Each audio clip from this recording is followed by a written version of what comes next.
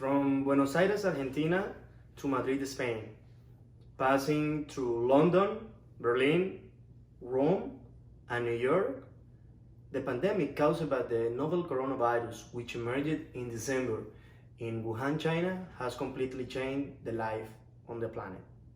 My name is Alejandro Najar from Barranquilla, Colombia. Today, it's a pleasure for me to stay here and explain to you why I believe this economic crisis that the pandemic is causing could be more deadly than the virus itself.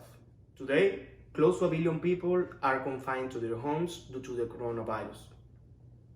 So far, 2 million people have been infected with this deadly virus.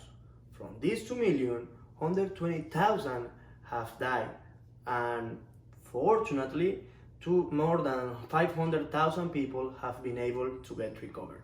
Today, the main challenge for all world leaders is to safeguard life's population. As a result, different measures have been adopted by governments such as quarantine, curfew, isolation, and social distancing. Since different measures have been adopted by governments, life, health, and economy have been subject of debate. Some claim that health must be safeguarded above all else, even regardless of the collateral damage that this may have in the world economy. However, when analyzing this problem in depth, it's found that there are 3 effects that could become this economic crisis more deadly than the virus itself. First, the massive loss of jobs. Only here in the United States, more than 10 million Americans last month applied for the economic subsidy that the government has allocated for unemployed people.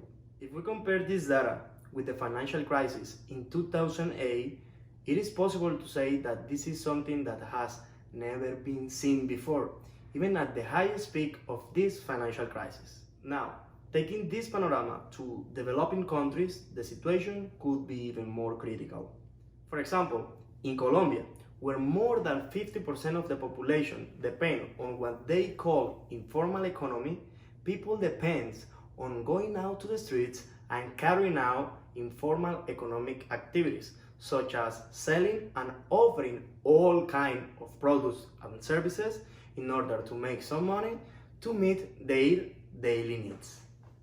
In other words, if they don't go out one day, they don't eat that day. My question is, what is going on now with those people that have to be at home? So far, they have been at home or confined to their homes just for a couple weeks. But what will happen when those people start starving? Probably they will be forced to leave home in order to look for their necessities, thus turning the streets on the worst scenario on a battlefield where the strongest survives, and even raising the numbers of robberies, looting, and homicides. Second, non-productive production and health are 2 factors that go hand in hand.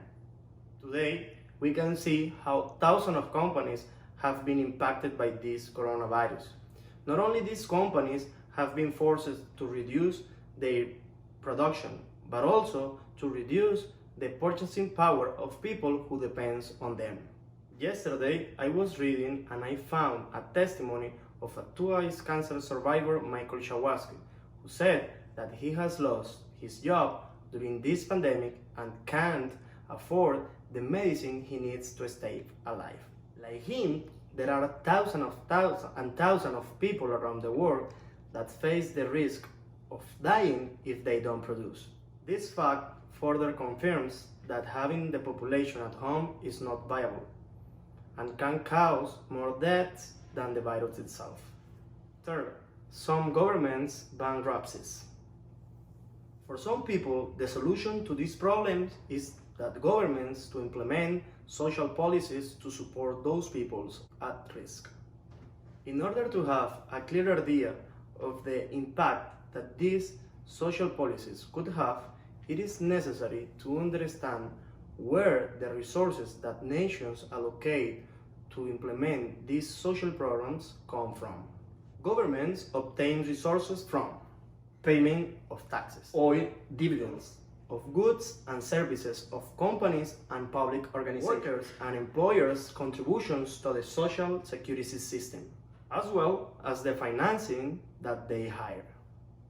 All these ways of obtaining resources are generated by a factor called production, which is being the most affected by the effects of this pandemic. Understanding this, we can conclude that countries will start to use more resources than what they are producing, which will force them to use their reserves and even the necessity of getting more loans, which can lead some countries to bankruptcy. In conclusion, this economic crisis could cause more deaths if people continue without producing. I know that in this situation, governments have to safeguard life of people.